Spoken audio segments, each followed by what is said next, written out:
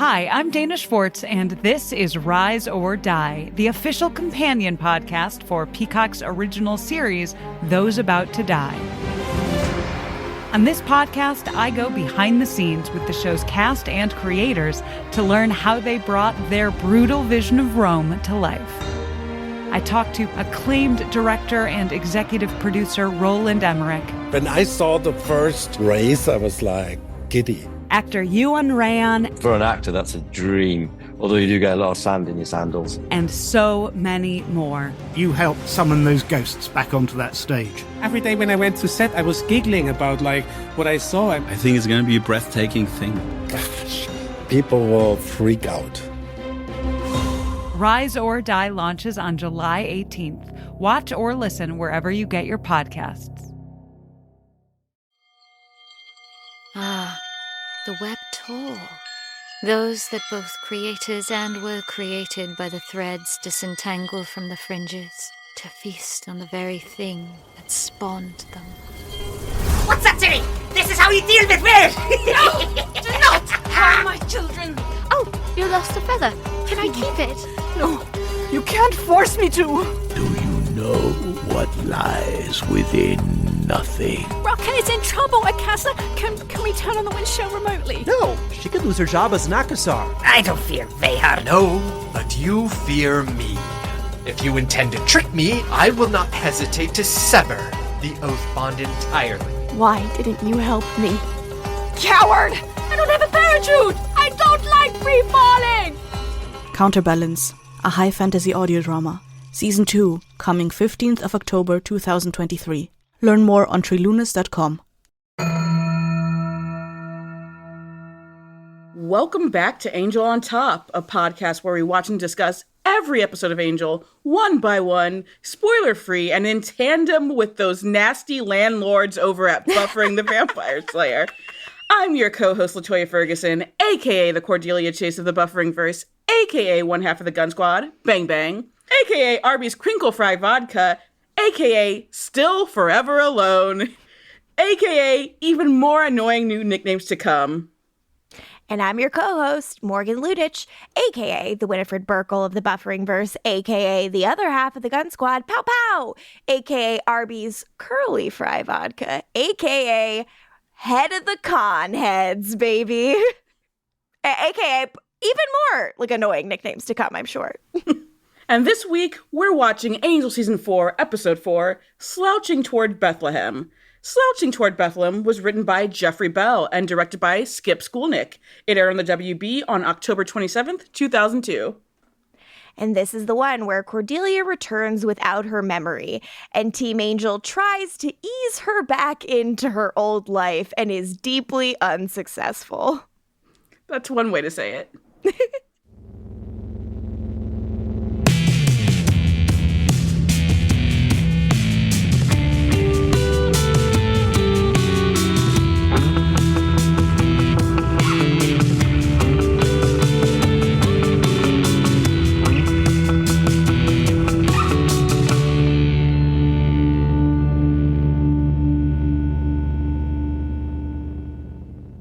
Previously on Angel, you murdered my father. Nuh-uh. He's been down there for 3 months, and you knew. I believe you're looking for this. That was a bad Wesley. It sounded more like Holtz. I'm sorry. Angel kicks Connor out. Wes says he had to raise Angel to fight people like Lilah. Then they fuck. Skip telling Cordy what she's being due, transcends love, blah, blah, blah. She's becoming a higher being. She goes up. Angel needs Cordy now. The Axis of Pythia. All the light around Cordy. And now she's here with amnesia. Ruh-roh. I will note, so this episode, in terms of ratings, was down 1 million from 5 million viewers to 4.1, because they put it after a Charmed rerun, and not even a season 5 rerun, which is it's season 5. It was a season 4 rerun, the Paige Phoebe body swap episode. So that was the opener for this. Huh, that's weird. That's very weird. Yeah. All right, WB. Maybe that's why you're not around anymore. We love you.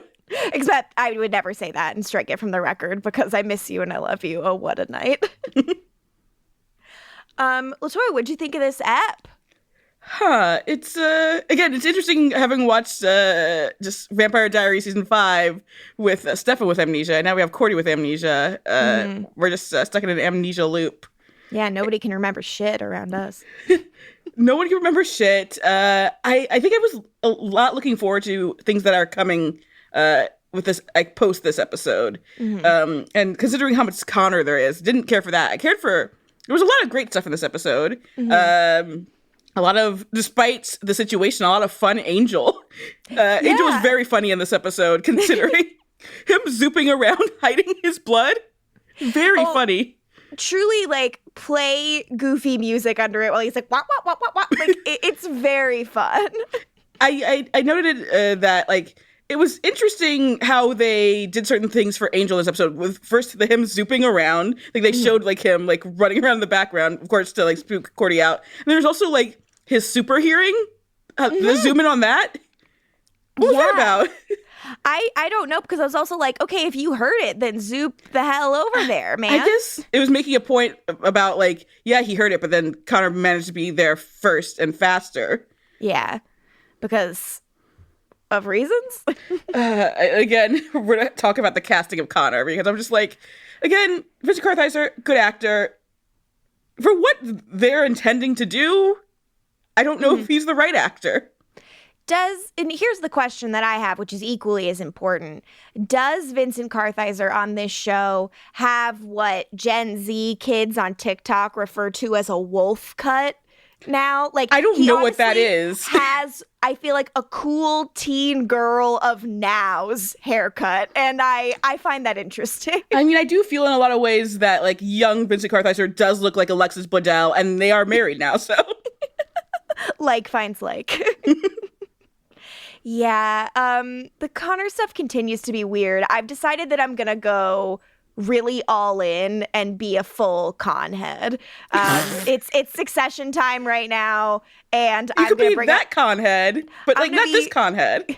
No, I'm going for it. I'm gonna try to cheer him on this episode and see where it takes me. What he needs is a Willa, and then I can be a con head here. Connor's girlfriend who won't stop writing bad plays. I love that. Yes. That's Willa, Cynthia. We love you.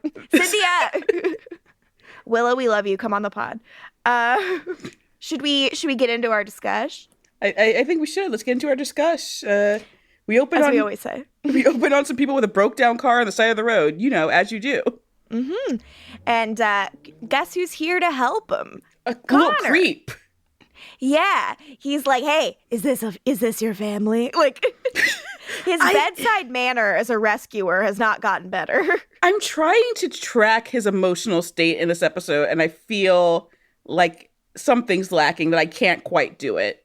Because Cordy says, like, what gravitates her to them is that they're both, they like feel like they've lost something. I'm like, no, he threw everything away. He didn't lose anything, really, besides Holtz, but that's not what he's, like, missing right now. At least that's not what I think he's missing.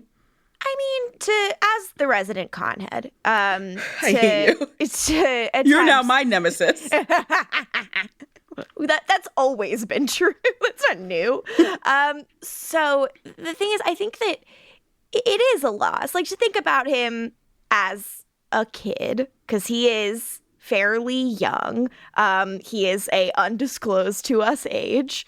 But I think he is, like, I think it's safe to say he's pretty immature. He was raised in this, like, really, like, feral, awful environment by a garbage human. And then he lost that father. And because of the way he was brought up, didn't know any other way to be around his family than this newfound family, than to lose them as well.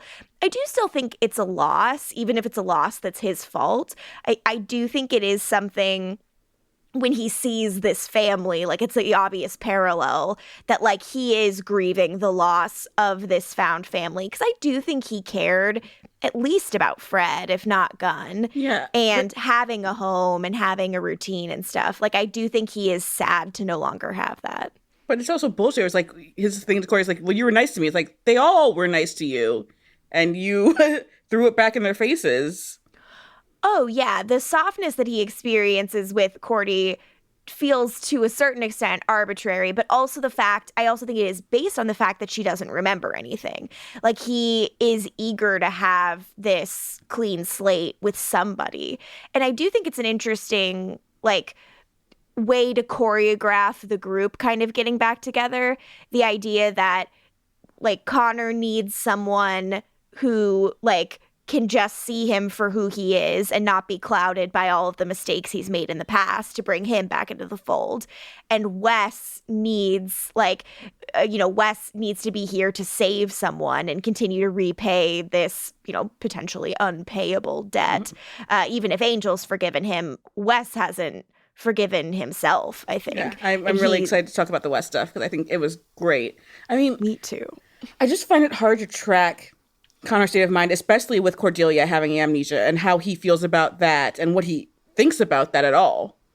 I feel like he's treating her as though she has her memories or I guess her faculties. I mean, I guess she has her faculties, but it's weird.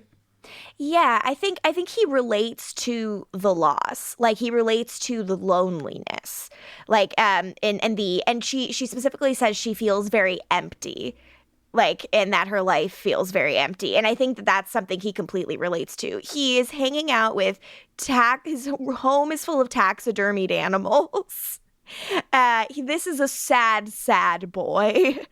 And whether or not you feel bad for him, your mileage may vary, but there is no doubt that this is a sad and lonely person. And I think he sees Cordelia's isolation as, like, something he can hang on to and something he can relate to her about. And I think he's so desperate to have something in common with anyone. Like, think about how fucking weird this kid is. Mm-hmm. He's not finding anyone who has a lot of shared experiences with him. So I think the idea of the isolation and the loneliness and being able to bond over it is there. And I agree. For me, I'm having a harder time, I think, seeing from Cordelia's side of it what things are, because they ultimately told her the truth within 24 hours of her being around them. So to me, the, like, you lied and you were honest, I'm like, that feels a little arbitrary and like that lacks nuance. I think as an adult with, all of your sensibilities about you, you might understand why someone would not lead with monsters are real. And also, like, Gunn's right. She would have freaked out had they immediately told her everything. Yeah. Hi. Oh, no memories? Get ready to know the vampires in your life. Like, yeah, she's ready to accept Connor telling the truth because she's heard some of the truth already, but it was incremental. Yeah.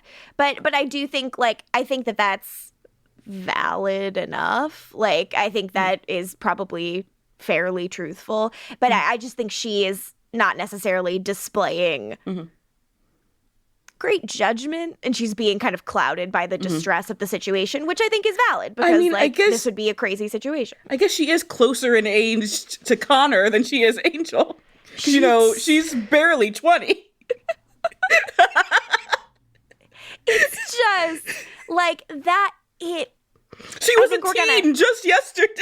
She's just a teen. She's a 19-year-old girl.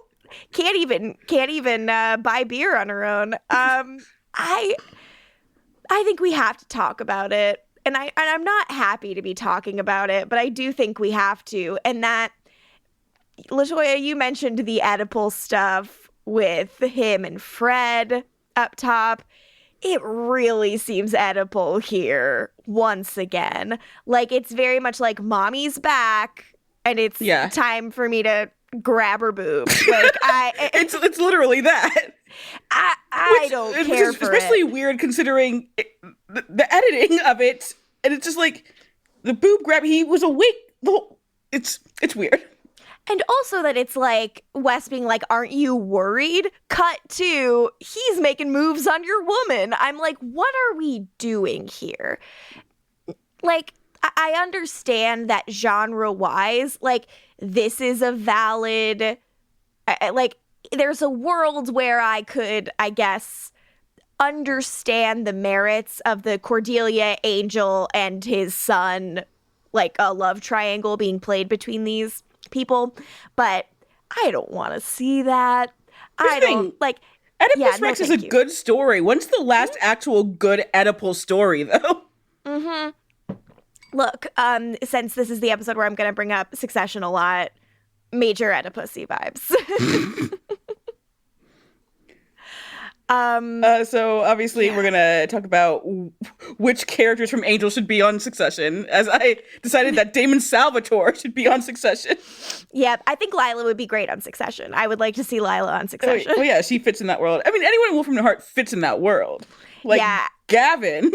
Well, I think they'd tear Gavin a new one over in Succession. Gavin would thrive. He'd be working with Stewie. They'd be like, have a plan that works, bitch. And they all say, as their plans fail. As their plans fail. So he'd fit right in. But anyways, Connor swoops in and is going to help this family. And they're like, we're fine, actually. And then this car rolls up, this big tow truck. And I write in my notes, triple A, more like triple V. This is a dang vampire. And how is it like triple V then, Morgan? Because there's only one V in vampire, as far as I can tell. Because instead of A, I made and there are V. two vampires, so that's still not triple. But because triple A is the car thing, and I'm doing a wordplay thing. Do you like it? No. Fuck. Okay, cut this. Cut all of it. So Connor is being weird in general because he knows that vampires are coming. But he can't just be normal for once. So he's like, you're not okay. Before they drive up. They drive up in a way that no AAA should be driving. So this family should be suspicious. But no. Yeah. And then Connor zoops away. Because, that's normal and cool. Yeah, he does a bunch of flips. He ends up pouring gasoline over one of the vampires and setting him on fire and staking the other. He does save this family, but ultimately it's a really hollow victory because they're still scared of him. And so I think this is a moment establishing Connor obviously felt something seeing a family, something he is without. And despite doing the right thing and saving them, he still isn't a hero to them. He's just another one of these scary things. And that is a genuinely sad situation, but I think it's a really hard, I think there's, maybe it's performance, but I also think it's really hard when a character doesn't have someone else to talk to. You can't really gauge a lot of their feelings a lot of the time. If there's no one around for them to say things to that might elucidate their state of mind, that can be a problem. So maybe Cordy being around, we'll start to feel like we can get a handle on Connor a little more. But also, on the other hand, stay away from her, please. Then, at the Hyperion, Connor sneaks in because he got family on the brain, I guess. Yeah, and he scales the walls to get up to that second floor window, and then he's walking the halls in the shot that's in the credits because he's a series regular. Morgan. Yes, I'm familiar. I'm a conhead, so I know this. He sees the end of the episode. The House Always Wins. Good episode of Angel. It's a fun episode. Yeah, I think he enjoys it. And then I had to double check with that because I'm Lauren's not with them, even though he was with them. So what Lauren did was he had to go pee. He didn't just run upstairs and go pee. He went to pee in the courtyard. I think he saw Cordelia and was like, ah! And then was like, I'm really sorry, I have to go pee. I'm surprised they missed him yelling, ah! And then running back into the courtyard and peeing. Please. It's Lord. He had to yell. He probably yelled "ad" much more operatically than I just did it. But Angel's thrilled to see Cordy.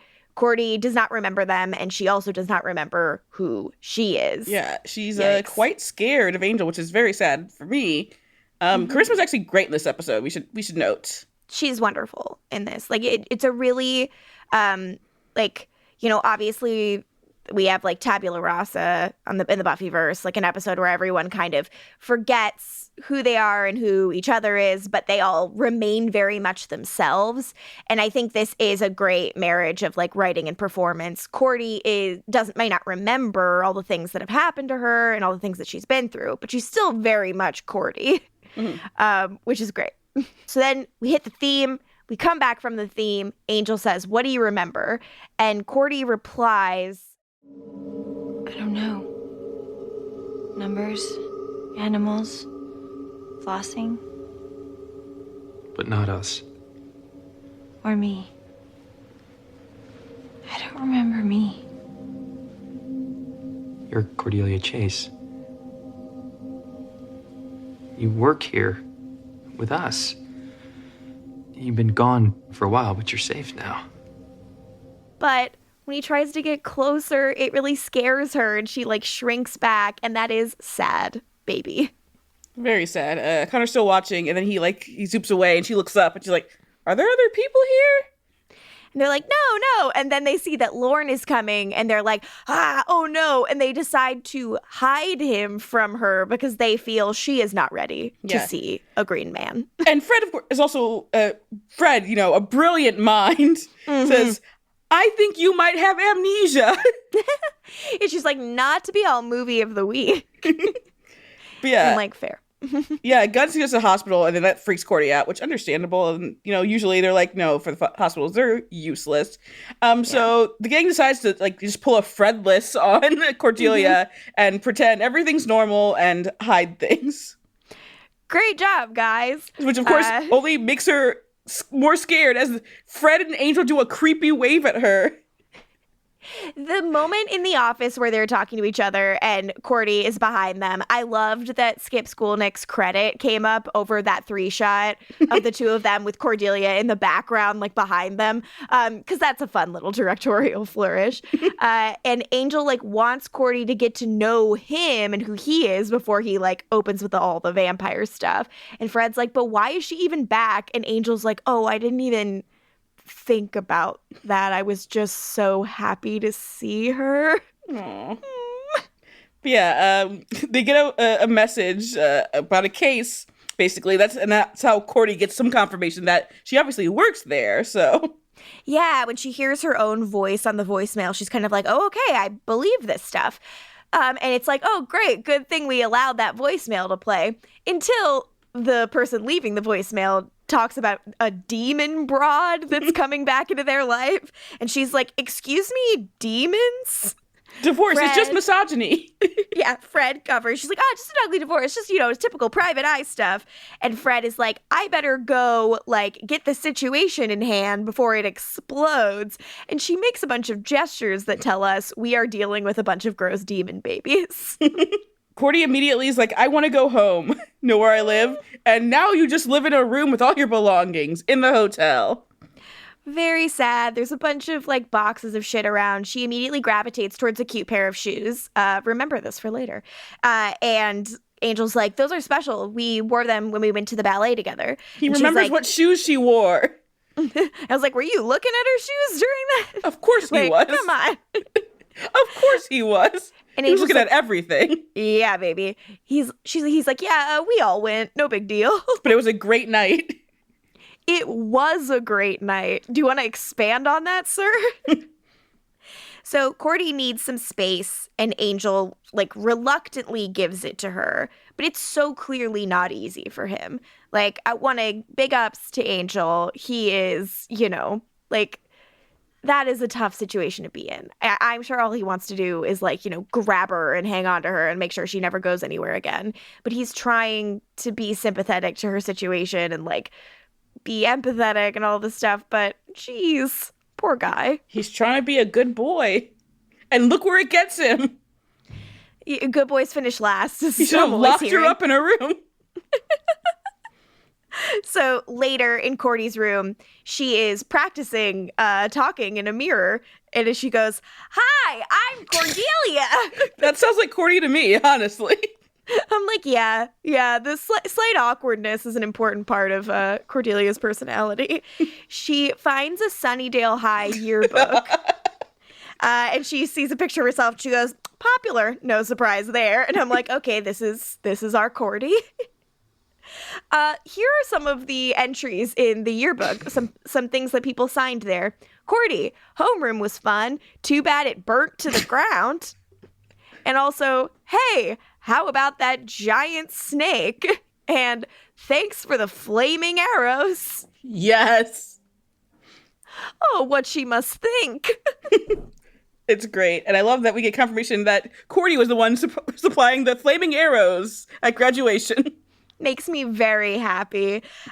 She sees all these pictures of herself next, and we take a tour of all of Cordelia's haircuts of the past. Including the Shroud of Rahman haircut. She does not care for. Was I a spy? She thinks she's Alias. Hey, somehow she remembers Alias. Are you Alias? Are you Alias? Cordelia wonders if she is indeed Alias. And the answer is yes. Yes, you are, Cordelia. Yes, you are. But then she sees a picture of herself holding a baby, and she's like, wait, what now? Fair enough. Yeah. Then in the Hyperion hallway, she walks out there. She hears something. She hears some singing, and she spies. Some singing of Honey, Honey. And Lauren calls the person singing it Jughead, which I got a huge kick out of. Yep.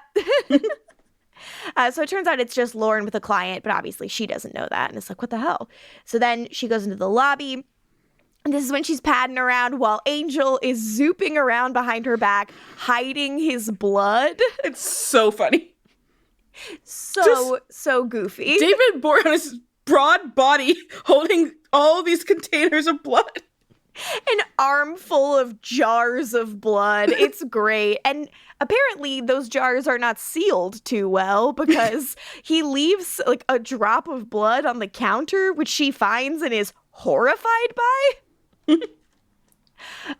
So she then hides behind the desk, and Gunn and Fred come back, and she overhears them talking about killing babies. Nasty little babies. And they refer to what they're doing as exterminating.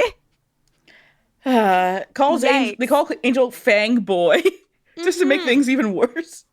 And then Gunn puts his axe down on the table, and Cordy can see it covered in purple gunk, and she will not allow this to drip onto her. That is what she considers a bridge too far, which, that's my girl.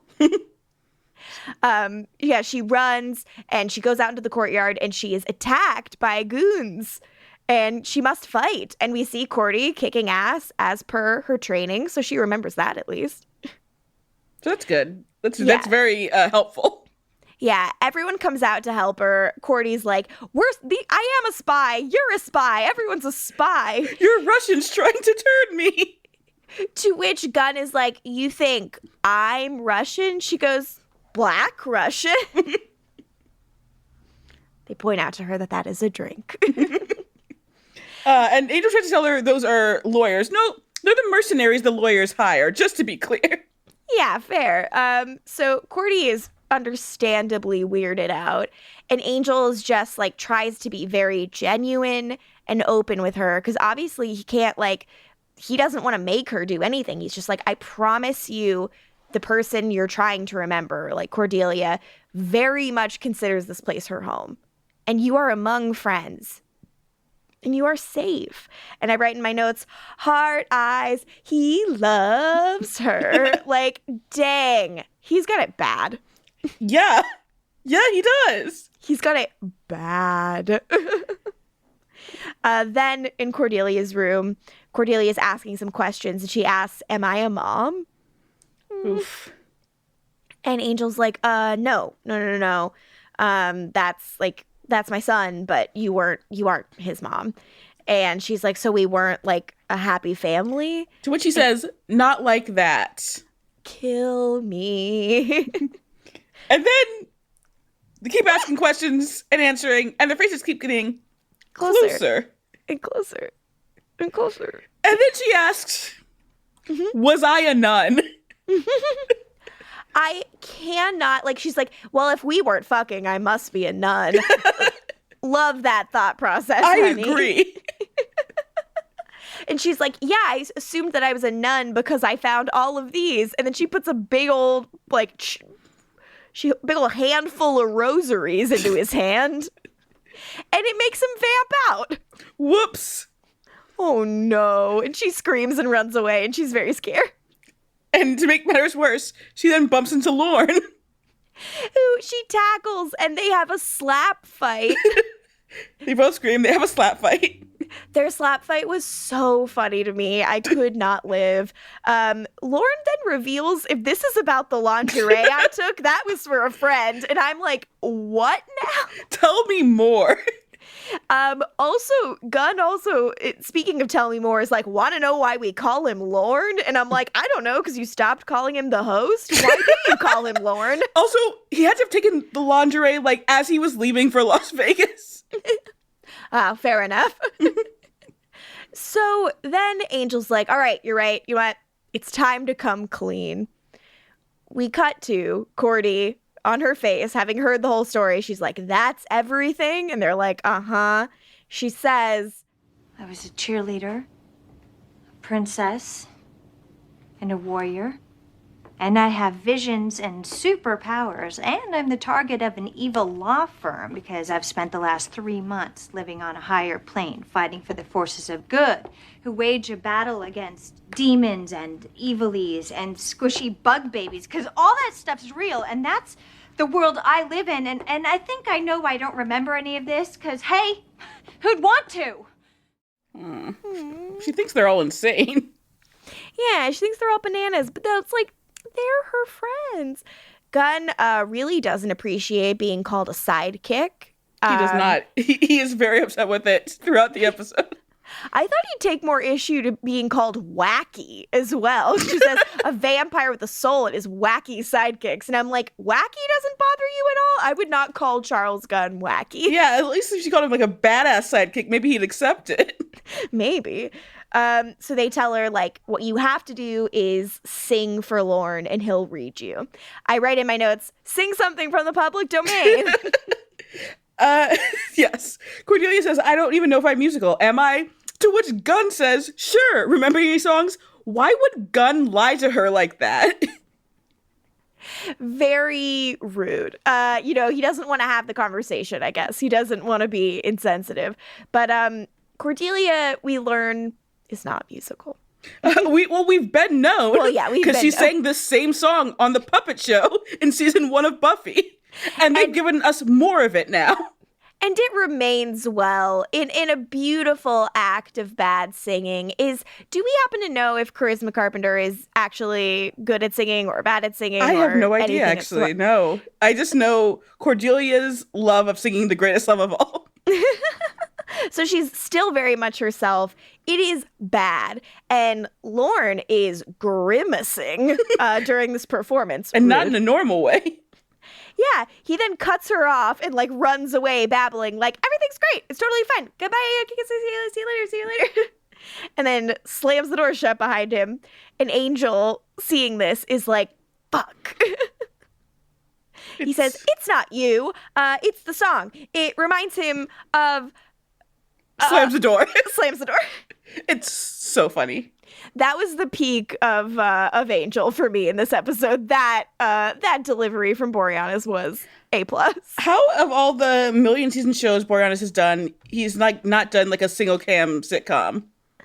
I don't understand. Even multicam, I feel like he would be really lovely on. He got to, of course, be funnier on Bones, but still, it's a procedural. I mean, a fun procedural, works for him, and Seal seems much more serious. So I'm like, he's can do comedy. Let him do comedy. Let him make the jokes. Cordy wants to go out, and she doesn't want company. She calls Gunn a sidekick again. Saying sidekicks. I'm not a sidekick. She's because they told her she was a higher being. She's like, don't make me turn you into a rat. And Gunn also, he starts trolling on that. Can she do that? The sidekick thing and the rat thing are Gunn's whole obsessions this episode. And they're fun. In Lauren's room, Lauren's yeah, I got a really fucking bad feeling. Jumbles, flashes of shit. evil's coming and it's planning on staying. Yikes, right? That is scary. Yeah, but in my notes I have written in all caps right under this, what's that about evil coming? Cut to. I mean, before we cut to the evil coming, so you know, we should probably get a little bit more into the prophecy that Lauren is talking about. Fair enough. He says something about slouching towards Bethlehem, which I had, that is only the title of this episode to me. Are you familiar with that as a phrase? Yeah, it's from the Yeats poem, Second Coming. It's like literally about the apocalypse. Oof, bad. Yeah, it's very bad. It's about like hell on earth. Things you don't want, and beasts roaming the earth. Yeah, it's not fun. Oof. Well, I mean, nothing we haven't tackled before, right? But Lauren seems very freaked out about it. Yeah, Lauren's like, I want to like throw up by myself. Can you leave me alone?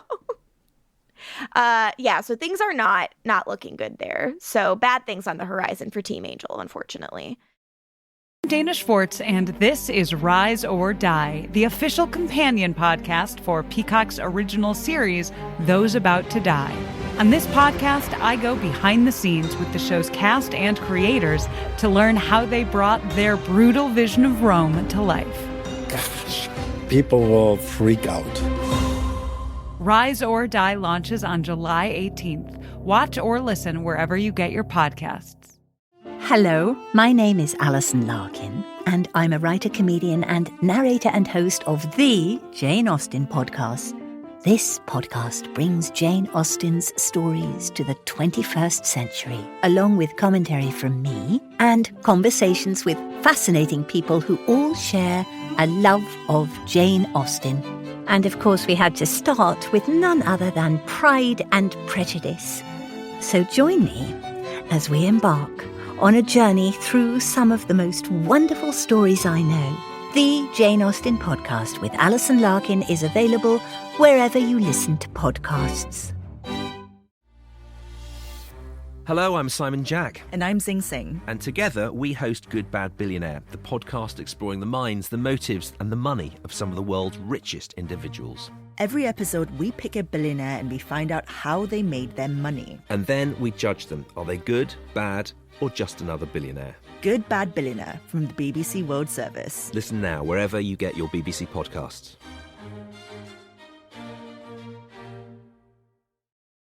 In our next scene, we're at Wes's place. And Wes and Lilah are post-coital, as always. They're always post or pre-coital when we see them. Sometimes they are coital. Lilah tells him, like, Wolfram and Hart knows about us. Can we speak about how much they're smiling in this scene? Can we speak about how much of a couple they are? I mean, yes, it's determined they are a couple in this scene. I was unwell about it. Lilah's like, even Angel knows. And Wes is like, I don't care. And she's like, sure, Jan, that's what you said about him being underwater. You give a fuck about things. And he's like, that was different. Angel knows, so what? So what? Who cares? I don't even care. But yeah, so Angel knows about a relationship, to which she's like, you owe me $1. You lost the bet. You said relationship first. Oh my gosh, they are giggling, they are nuzzling, they have bits. Like, this is something. She wants him to sign the $1 he's giving her as like proof. I write in my notes, this is intimacy. This is fulfilling needs. This is pre-love shit. But that's also how she's able to play him later, because he's got it bad, baby. He does. And who wouldn't? Look at her. And that little red number? A+. Congrats. Congrats on your relationship. Congrats on your relationship, which is a relationship. We cut from this scene that I am very happy about into another scene. We're in a spooky hallway, and Cordy says, how big is this dump? Like, the Hyperion set, it's huge, apparently. It's enormous. So she's in kind of like an abandoned part of the Hyperion. Like, she's walking around, she's 90% of it is abandoned, Morgan. That's fair. She's in one of the, like, less traveled, I guess, parts of the Hyperion with, like, discarded mattresses and shit all over it. Remember when we learned about the huge kitchen with the pool underneath? Well, it has cookies. It was mentioned in this episode. Lauren's client shows up. He's following her, tells her she smells good, and he opens up his big, spooky predator mouth. Good shit. I mean, not good for Cordelia, but good as an effect. Yes, I'm like, I know Morgan's gonna love this. Yeah, it's spooky and it's gross, so I liked it. Angel hears this from afar. We do a super zoom on his ears, so we know he heard this. Never done it before. Will we ever do it again? Who's to say? No idea. Because I was like, wait, what the fuck's happening here? So then in the lobby, Connor shows up and saves Cordelia and takes her away. Because apparently he's just been chilling even for the whole episode. Yeah, he's just been spying. Also, it's only like been an hour of time. They got back from the Hustle Always Wins. It's been like an hour. Again, Probably. The way, like I said, keep track of time, especially this season, because holy shit. Yeah, very important. So then a little later in the lobby, Angel's like, how could we have let her leave? Like, how could you have let her leave alone? And Fred is like, well, the words grown woman come to mind. Fred snapping back. Yes, girl, get him. Like, I was again just like, she's a fucking adult who can do whatever she wants, and you have scared her. Meanwhile, Gunn's still worried she could really turn him into a rat. And I'm like, I feel like we all could. Like, at this point, Buffy fans have heard, like, the Goddess Hecate, like, spell so many times. It's like every time you hear Fesmatos on Vampire Diaries, I'm sure we could all turn Gunn into a rat at this point. And I won't, but I could. Exactly. So Lauren admits that he saw, like, is like, I had a fucking vision, gang, and I saw some Book of Revelations type shit. He says a big, fat, tummy-clenching onion from hell. Yeah, because Lauren has to explain that, like, no, this wasn't the Wolf and Hart goon. It's, like, it's just his, like, client who likes to snack on people. Whoops. So, yeah. Oh, but I love Angel just freaking out. He's like, what if Wolf and Hart came back? And what if there were 100 of those things? What if this is the way it starts? I mean, the slouching and the Bethlehem.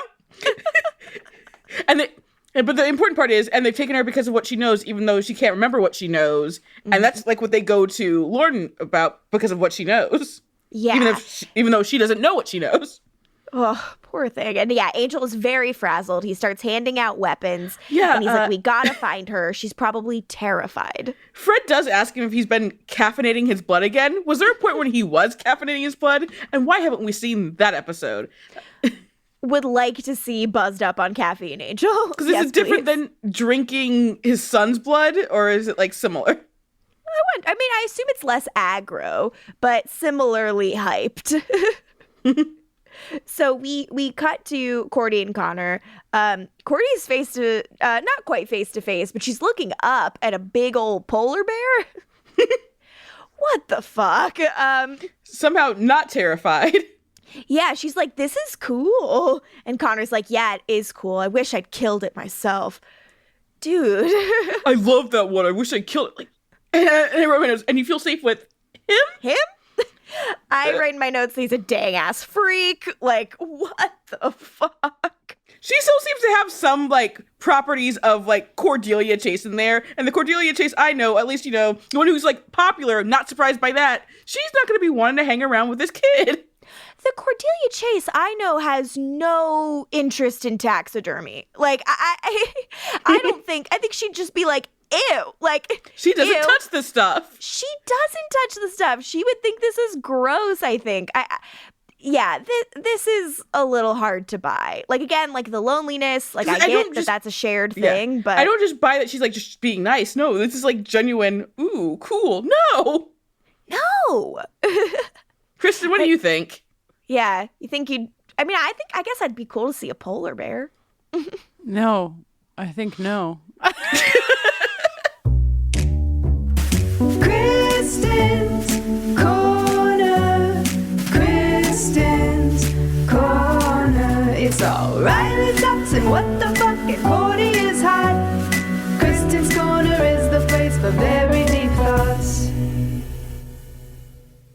am not a conhead. I would like to begin my corner by saying I am not a conhead. Let the record reflect she is not a conhead. No, but I'm a Succession head. But no, am I supposed to like Connor on Succession? Do you not like Connor, who is like off in his own little world, having his own little plots that have nothing to do with anything else? He's fine. I prefer Willa, but you know, Connor, the only father figure that Roman and Kendall ever had in their lives, apparently. Connor, a man who just wants to wear his fucking jacket. Let him wear his jacket. Do you know that the actor just injured his arm, and that's why his arm is broken? And that no, Ellen Ruck! We have to protect Ellen Ruck at all costs. Yeah. We must. They like wrote it into the script because he had like arm surgery or something. I don't know. Anyway. The moment that Willa's like, my partner would like to wear his fucking coat, and like the look on his face when she defends him about that coat, he is down bad. And I don't blame him. She's a prize. She is. Go see Sands on Broadway. A prize. I would love to marry Willa. I will marry Willa, you know? Yeah. Anyway. You gotta pay for it first. Wow. So no, I don't. Allegedly. I mean, I hate. Allegedly. I don't like. I don't like anything. I don't like any scene where Connor and Cordy are together in this context. I don't believe it because, to all of your points, Cordy is still Cordy. Show me proof that any version of Cordy would be interested in staying with Connor at Connor's house or this polar bear. I don't. What I will say is I think the only way this makes sense is it's the kind of thing you would do for your kid. Even though, like, if you don't like taxidermy, if you don't like all this shit, like, if your kid led you to look at the big polar bear, you might be like, oh, okay. If she knew he was cool. Connor first, then it would make sense. Right. But she doesn't know he's Connor at this point. Right. But that maternal connection, like, is only there, like, possibly just, like, residually felt. But don't even right. say there's some residual anything, because then, no. Yeah, I know. But it's like, it's the only thing that's making sense to me. And not to be the person who brings this up again, but this show is written by a bunch of weird pervs. So Yeah. You know, you've brought up that the show has a little bit of a weird relationship to sex. So yeah, I think like ring that bell again. The only thread I can pull out is that I agree with what you said about like they can't just say, Cordy, you used to like fight monsters. I guess. But I think the only thread you can pull out is that they really dealt with this very poorly at the Hyperion. And so, like, I can kind of understand, like, if you're totally lost and the people who should have told you who you are, because I'm not a doctor, but I would imagine that if you have amnesia, you should probably be told as much as possible about your life. Or at least some, or at least not have a bunch of people like tiptoeing around you. So I get that she's like, those people are making me feel uncomfortable. You're at least like, you're being a weirdo, but you seem to be straight up with me. Like you seem to be like, so I get it for that. But a scenario where it would have been great to have Wes around to possibly be the one to be like, we have to tell her the truth. Yes. Yeah. Or like Wes around to like spew some things about what we should know about amnesia, or even like Fred could. But it's also just, for me, it's so weird because they lied to her for an hour, as you pointed out, which I'm like, not opening with you fight gooey stuff and we all do, and here's the sludge off the axe. Like sometimes, like, you know, maybe they were just gonna let her sleep before that. That's, to me, not the world's biggest sin. But I guess she does ask them to be honest, right? Yeah, and I don't think like they're just being horrible. I just think that if you're putting yourself in Cordelia's brain and you're in this place, which the episode kind of does for us, it's like there's no way that she can feel comfortable here. She's not going to feel comfortable anywhere. But they're just not very.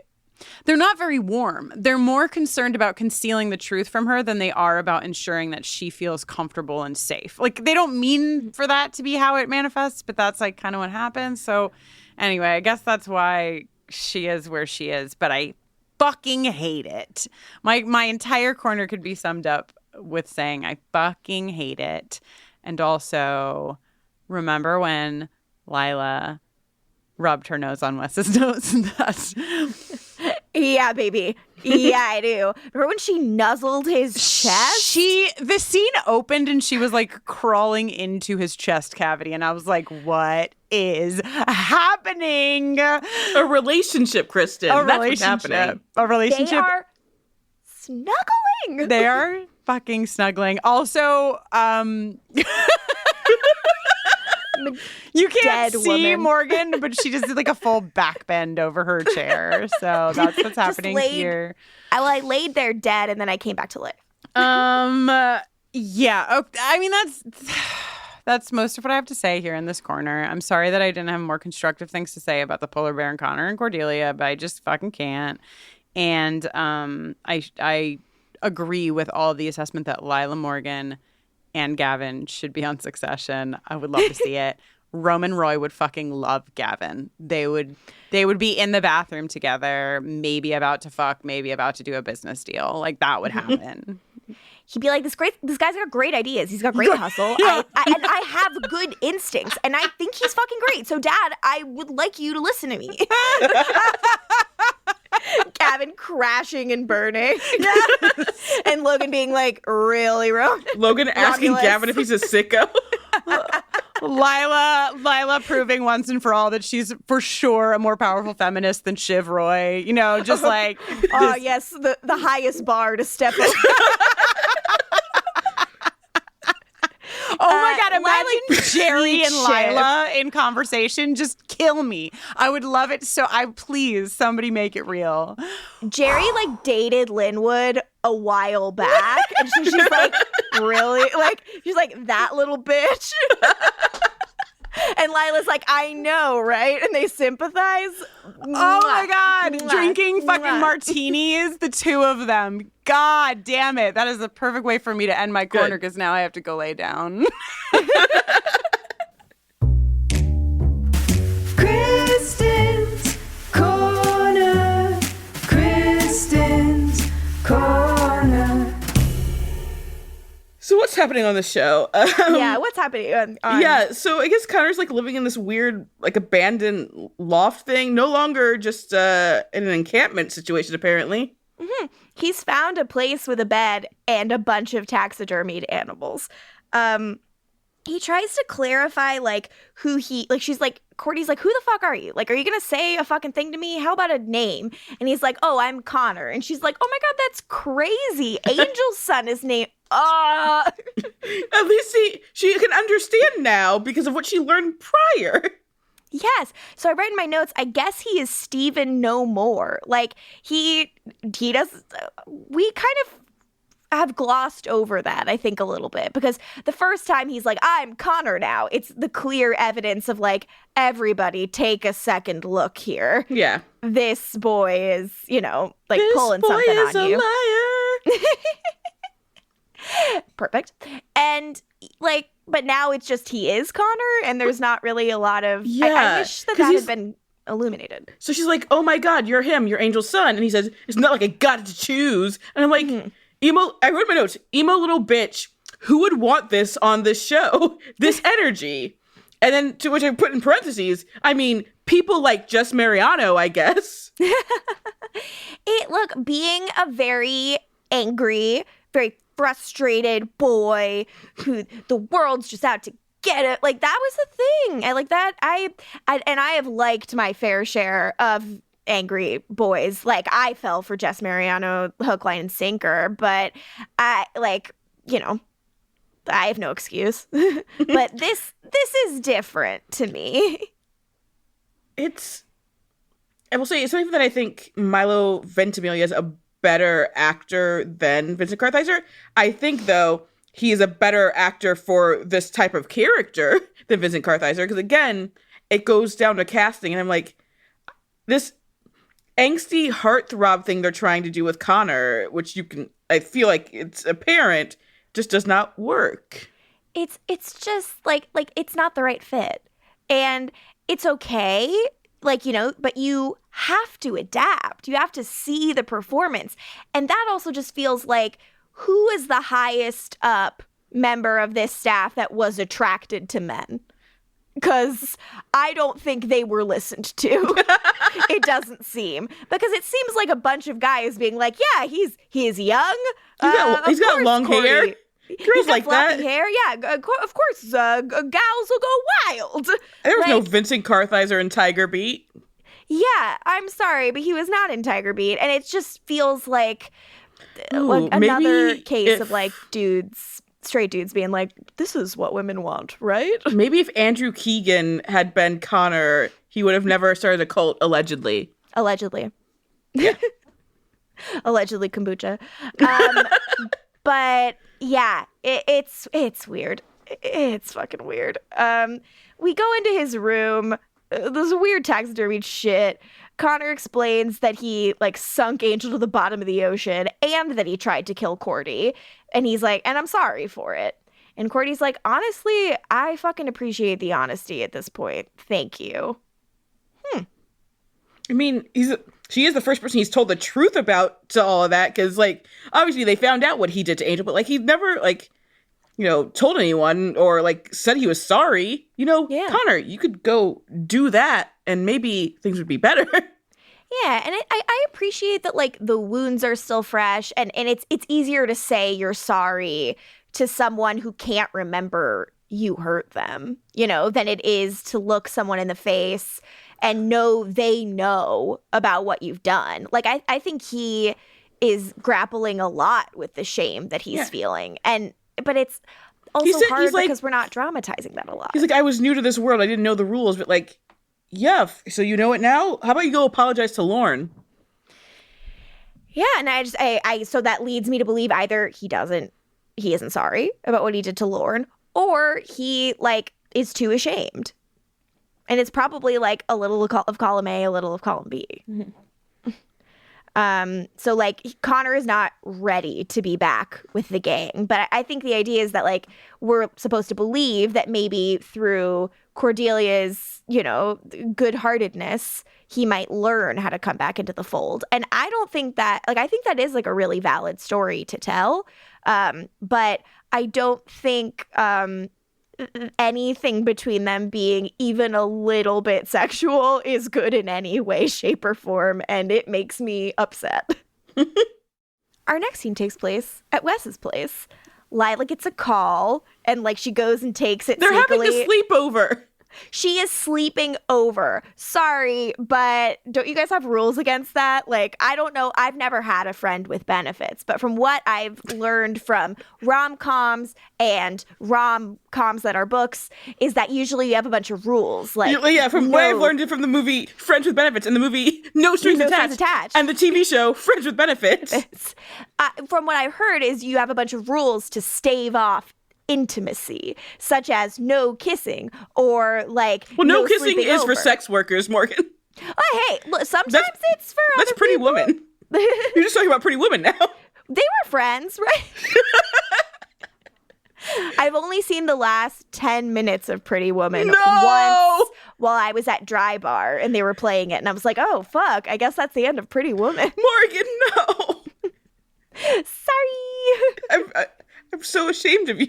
Big mistake, huge. I know that. I know he snaps the jewelry thing, and she goes, ah, and like laughs. Is there anything else I need to know? Really? What's the goddamn movie? All right, one day. But where are we at? Like, Lilah gets up, she goes over, and she has this secretive conversation because she doesn't know that Wes is listening. She's and like, also, she's back. She doesn't also know that Wes can zoop as well. Apparently. Wes hears like that she orders to put a team together and that she leaves. And he's like, you're leaving? And she's like, yeah, duty calls. He knows. Dun, dun, dun. Then at Connor's, Cordy doesn't want Connor to leave. Also, sorry, before, when she's like leaving, she accidentally leaves the dollar behind. Oh, whoops. This old thing? Oops. Just got played Friday night. Cordy's back in. We're feeling right. Great. keep it in, double it. So then at Connor's, Cordy, like Connor like gets up at one point and she's like, don't leave. Like, I like you being here. And he's like, I'm just locking the door. Which and his locking the door is clearly setting Home Alone traps. Would love to take Connor to the film Home Alone. Connor's like, don't worry, you're safe. But she's scared. She can't remember anything. She just feels empty. But before that, I feel disgusted when she's like asking questions. She's like, who was my first kiss? And the way they show him, like after that, I'm like, stop that. Yeah, he's like, kiss, huh? Like, it's just like, Auga. I did a thing where I like made my glasses go. I was thinking about doing that yesterday during the Empire Diaries recording, and I was like, no, I'm just tired. It's good to do. So yeah, she like says she feels lonely, and Connor says, you like shoes and donuts, and you're very brave. And I do think that is sweet. That is nice. He has been paying attention, which is notable. And Cordelia does seem kind of touched by it, but doesn't buy it. She's like, when was I brave? And he's like, tonight you were brave. And that is like, obviously that engenders warmth there. And Cordelia is just so scared that something bad either has happened or is about to happen, and that she just like she feels like it's kind of like on the tip of her tongue. I think almost she feels it, but she can't. She says, I have this horrible feeling that something bad is going to happen, and I believe that was like a line in the promo and possibly other promos to come, or or maybe it has happened. I can't remember it. No idea who to trust. I mean, things are slouching towards Bethlehem. Slouch. Bethlehem. Yeah, like me, my freshman year of high school, slouching, and all other times. So then in the Hyperion lobby, Gunn and Fred are poring over a map. They're like, "What if she was taken?" Yeah, my notes are Gunn and Fred trying to triangulate. It's like, how many maps do you think this gang goes through? Like, how many maps of Los Angeles have they all red markered to death? Like, they need to get like a dry erase board map of Los Angeles. Once MapQuest came on the scene, they were printed up a storm. I totally would if I knew the gang at Angel Investigations. That's what I'd get them for Christmas. I'd get them a map of Los Angeles that's a whiteboard so they could do all their triangulating a little more sustainably. Yeah, Angel shows up. He's found nothing on the streets. And they're like, somebody has to know where Cordelia is, which Wesley shows up and says, I do. And then Gunn's alpha male stance at seeing Wesley come in. I write in my notes, all caps, suede jacket, let me touch. And Wesley tries to be cool, being like a bit careless, misplacing her after all the efforts to find her. And I'm like, okay. Like, It's pretty funny how like cool he's trying to be, considering how he finally drops the facade later in the episode. Finally. He's a dweeb. They tell her, like, actually, she doesn't fucking have her memory, and she's very scared, and, like, she ran away. And he's like, oh, I envy her the fresh start. Yeah, he's like, fresh start doesn't sound so bad. I'm like, did he practice this in the car? I know. It's so smooth. But also, I'm just like, if you're trying to not let on that you miss them, that wasn't a great, move then. If you're trying to seem cool and above everything, you could have admitting just that called you wish them. you could have a fresh start. Yeah. Angel told you he wants to be good. Yeah, literally at Gunn and Fred's expense, you could have rejoined the team. Mm-hmm. Angel's fine with it. Yep. But whatever. He says Wolfram and Hart will keep coming, and I happen to know for a fact she's with Connor. Yeah. Angel says you have that on good authority, and the way he says it basically says, you get that from fucking Lilah. Mm-hmm. That's how he says it. That's how he says it. And Wes is like, are you not worried? And I write in my notes, of what? Because it's also like, if he's even like, you're not worried, like, are we supposed to believe he's talking about violence or that he's talking about romance? Because is it just that, like, that possibly that Connor can't protect her the way Angel could, maybe? That's the most fortunate version of that.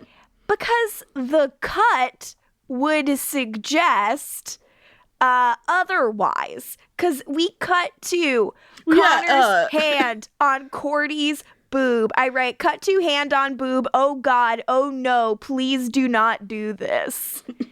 And I will say what I said before our recording, which is that he's grabbing her boob in a really weird way. Like he has a Barbie hand. Like they're not, the fingers are not spread. It is a very weird cup. And I don't, that's not how you touch a boob. It's a real, for anyone who's seen the movie, which is probably just me at this point, it's a real licorice pizza situation.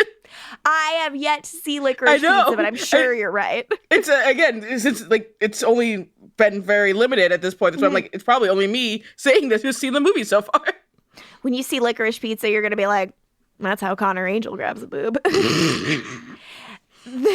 Then he immediately slaps his hand over her mouth, and I'm like, oh God, oh no. And he's like, somebody's here. But it's like, was he awake the whole time and trying to cop I feel it's the way it's cut is very weird. Yeah, I was like, was that an unconscious, like, reaching out for you in sleep thing? But also, it's like, are we spooning? Ooh. But also, I hate this. Isn't like the random boob grab like a thing Joss likes to put in things? Because isn't that like one of the things that was like both a Justice League thing and also like a thing he tried to do? Yeah, it's a thing he tried to do with Gal Gadot, right? Did he tried to grab Gal's No, boob? like put that in like the Justice League movie. Justice League. Maybe he did. It's part of it, right? I literally can't even I have to look this up now. I have to look up Joss Whedon boob grab. Don't Google this. I'm begging you. Don't ruin your algorithm. Yes, Gal Gadot was unaware that she was reacting to Flash falling on her boobs or whatever. Oh, yeah. There's the thing where, like, the Flash, like, falls on top of her, and they're like, ugh. God. It's just the most, like, I'm sorry, Kristen. Kristen came on camera just to, like, disapprove of everything I was bringing up. It's not so you I'm disapproving of, LaToya. Is it me?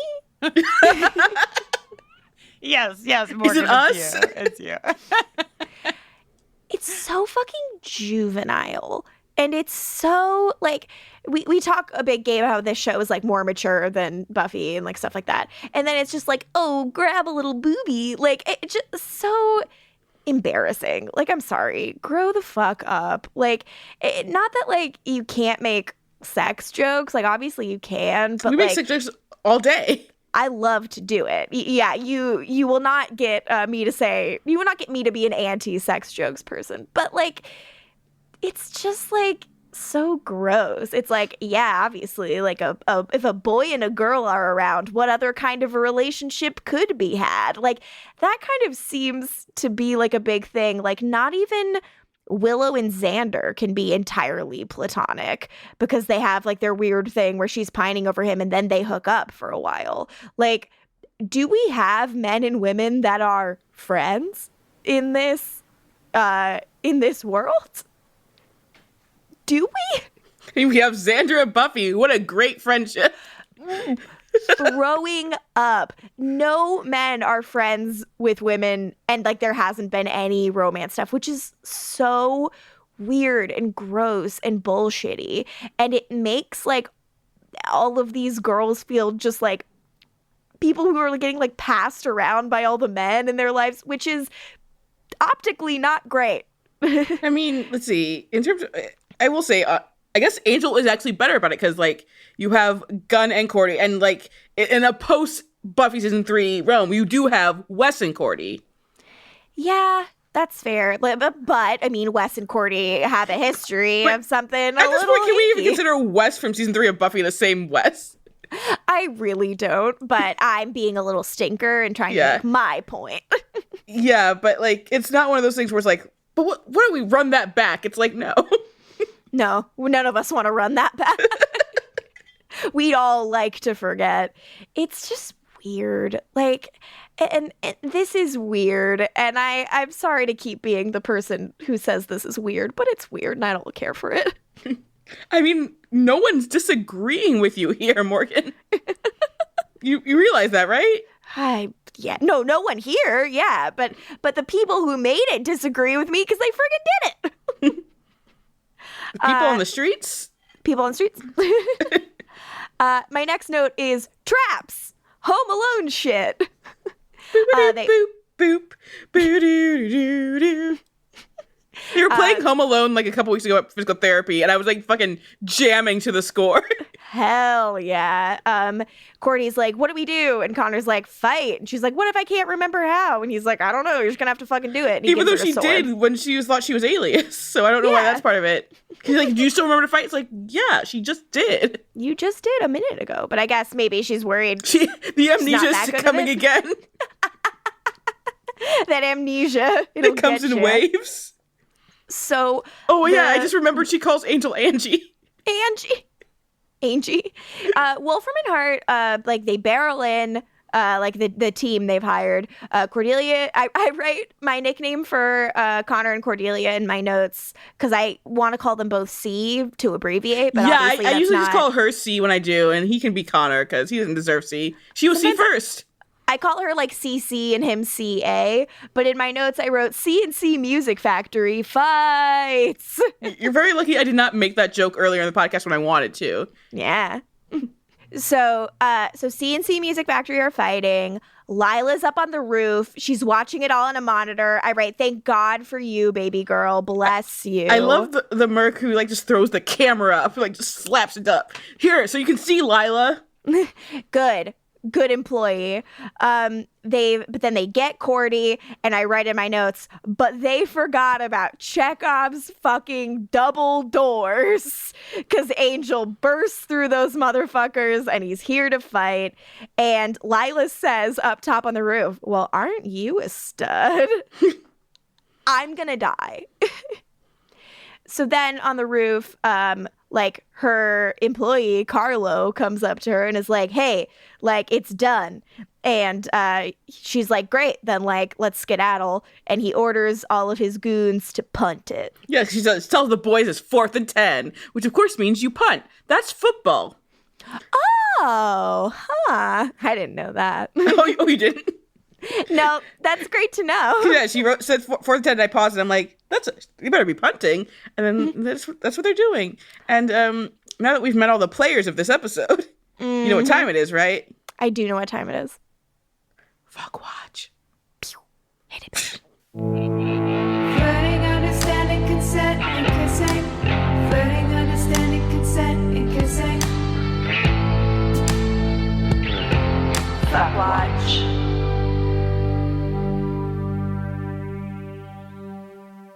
Who you fucking, Morgan? Today, I have made the beautiful, the brave choice to fuck one Miss Lilah Morgan. She is looking fucking fine as hell. She is like falling for someone when she probably shouldn't, but also keeping the upper hand anyway, but also admitting a little bit of vulnerability. And I just like, honey, let me love you, please. I'm here on bended knee, and step on me. So for me, in my notes in that scene, I wrote Carlo is hot. So my fuck watch is Carlo. Hell yeah. And again, our fuck watches, maybe they should take a second look at each other. Yeah, Lilah definitely fucked Carlo. Yeah, and I think that was mutually beneficial. Yeah, good. Hell yeah, that's fuck watch. Flirting, understanding, consent, and kissing. Flirting, understanding, consent, and kissing. Fuck watch.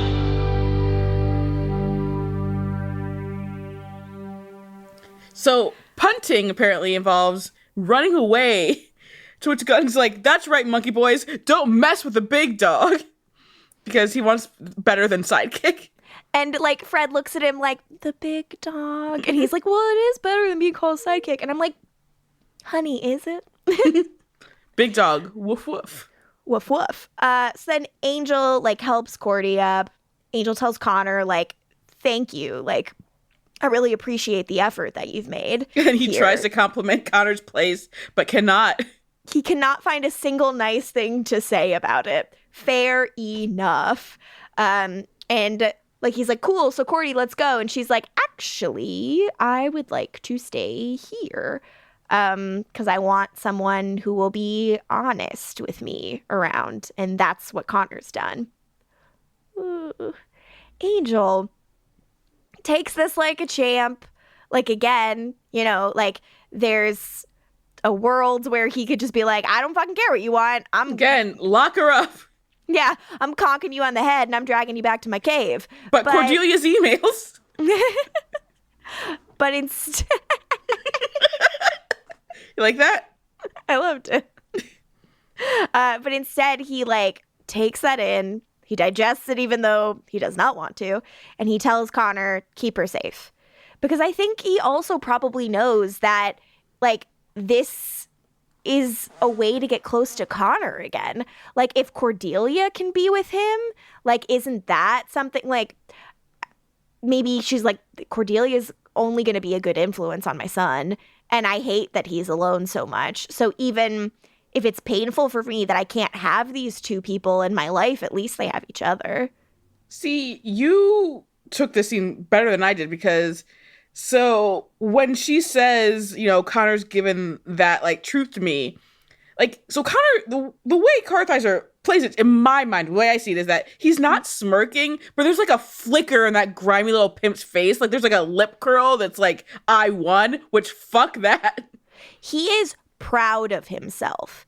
And I think that, again, as resident conhead, to try to look at this from his perspective, like, he's gonna need, like, if he's dealing with all of this shame, finding something to be proud of and a way that he is, like, objectively good, objectively better than his father, at least in Cordelia's eyes right now, I think that's the kind of thing he needs if he's going to repair this kind of this relationship with his father and have a healthy one. Like, he's going to need to find a way to do things like feel good about himself again.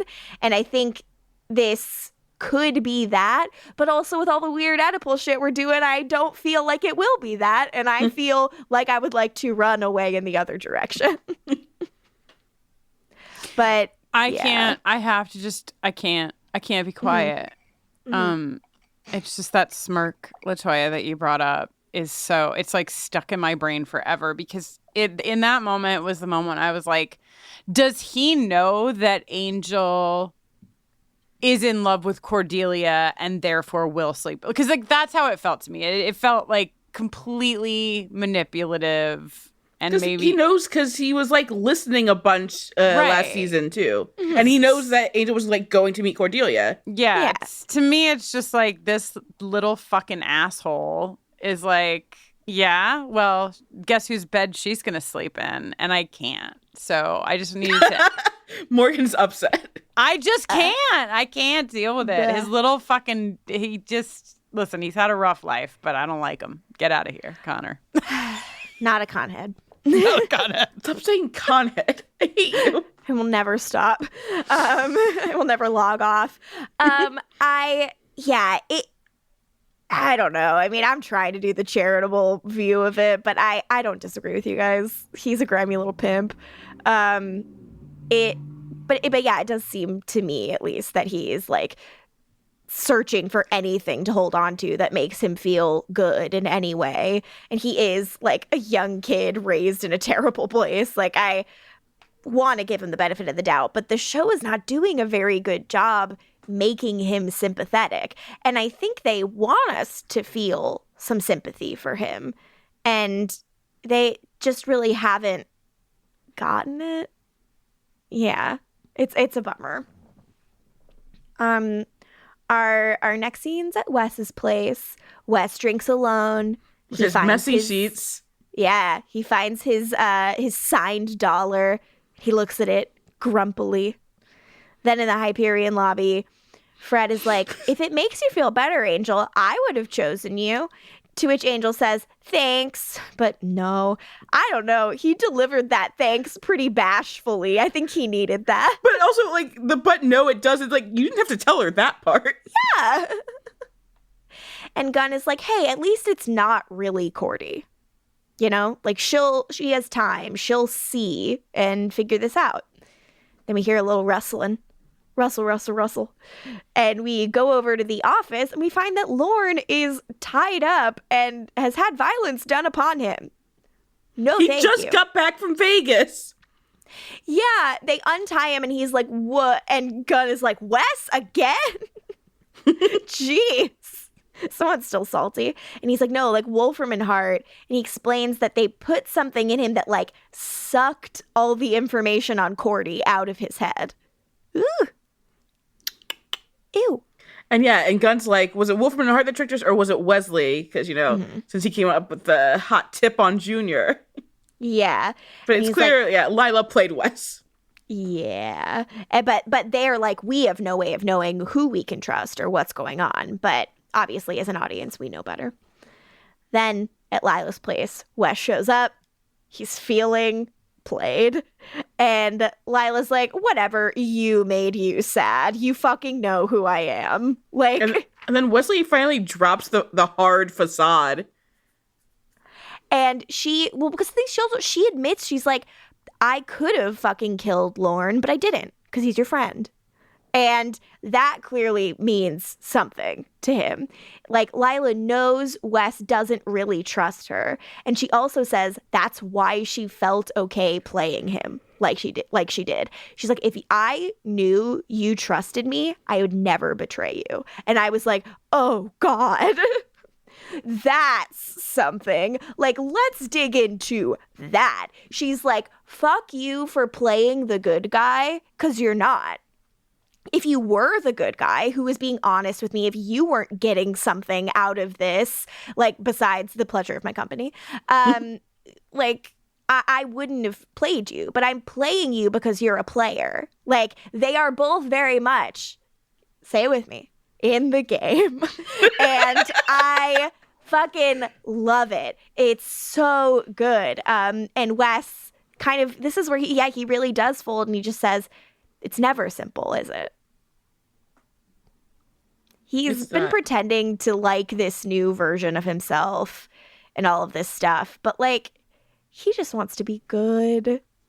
He's playing the hand that he's dealt, and like, I'm sure a lot of this new status quo feels good, like mainly sleeping with Lilah. I'm assuming that's pretty great. Yeah, that's a good part. But all of this stuff is hollow for him. And he doesn't know what is the right thing to do anymore. And nothing seems simple. And that is good to me. That is classic Angel to me. I really like this plot line. I think it fucking rules. Agreed.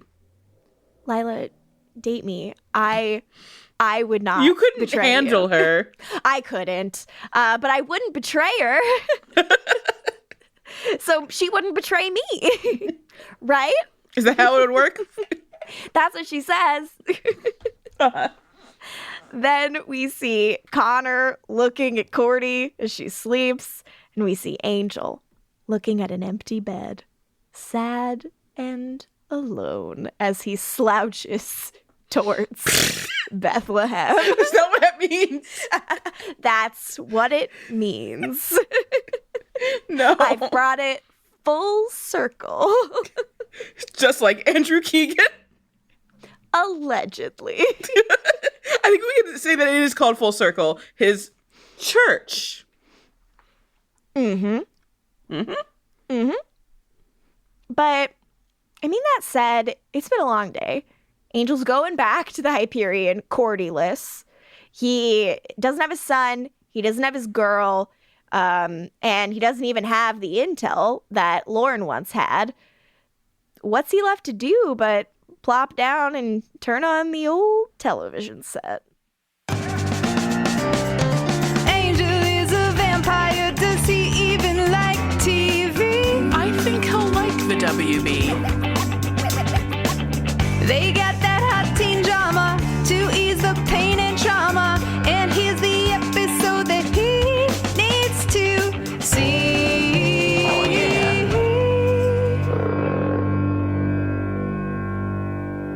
So, I'm going to switch it up a little bit. Ooh. And I feel like Angel needs to just check out I'm an emo little bitch who hates my dad starter pack. Uh-huh. So he needs to watch the pilot of Everwood, the pilot of One Tree Hill, and also, of course, the failed Just Mariano spinoff of Gilmore Girls, Windward Circle. There we go. Maybe he can understand this little shit named Connor. Maybe not. He might just have unpleasant time. He might. Maybe he'll be like, at least he's not any of these kids. Angel is really identifying with like Paul Johansson and Treat Williams and Rob Estes. Like, just really identifying with them. I think the thing is, like, he does have a lot of sympathy for this kid and love for him and is like, I want you to come to me when you're ready, which I think is the right thing and all that stuff. But I don't think he understands a fucking thing this kid is going through. And it's not like he's done a lot to attempt to bridge that gap. I mean, he has been watching him. He's been stalking him. Yeah, he's been peeping, but... He's been peeping. He's got peeping. Big peeping. Big peeping. Oh, this is a good show. Is it? That's WB. If you would like to follow us on social media, you can do so on Instagram and Twitter at AngelOnTopCast. You can go to angelontop.com to follow our Patreon, and you can send us an email at angelontoppodcast@gmail.com. If you would like to follow me on social media, you can do so at Lorgan Mutich on, I don't know, wherever you'd like to do that. And if you would like to hear LaToya and I talk about some other vampires, you can do so over on the Ampire Diaries podcast, which you can get wherever you get your pods. LaToya, where can the people follow you? And should they? Do not. You heard it here first, folks. Don't do that shit. LaToya, do you have anything to add before we close out our dang ass ep? I do not. Do you? I had a fun time. It was a weird one, but I think it set up a lot of interesting stuff. So I'm excited. Yeah. I'm hopeful. And with that, you are now checking out of the Hyperion. Ding, ding. Ding, ding. Boop.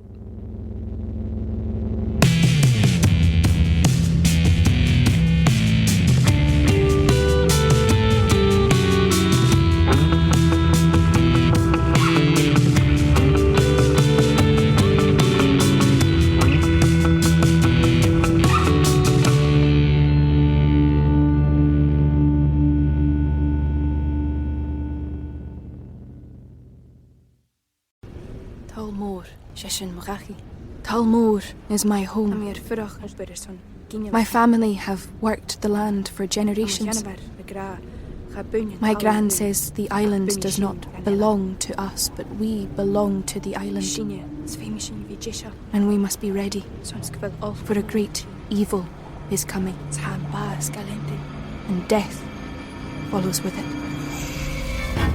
Listen and subscribe to the latest season of Undertow, The Harrowing, a Storyglass production presented by Realm, available wherever you get your podcasts.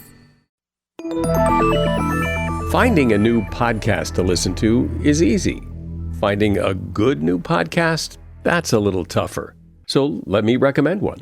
It's called Something You Should Know. If you like fascinating information you can use in your life from some of the top experts in the world, you're going to like Something You Should Know. I'm the host, Mike Carruthers, and recently we've covered topics like the benefits of laughing, the science of dreaming, where your deep desires come from, even how to make the perfect burger. We produce 3 episodes a week, and each episode is packed with rock-solid intel that will make your life better, and we have a lot of fun doing it. Something You Should Know has been ranked on the Apple Podcast charts every day for over 7 years. A lot of people like this podcast, and you will too. Listen to Something You Should Know wherever you get your podcasts. Look for the bright yellow light bulb on the blue background. It's Something You Should Know.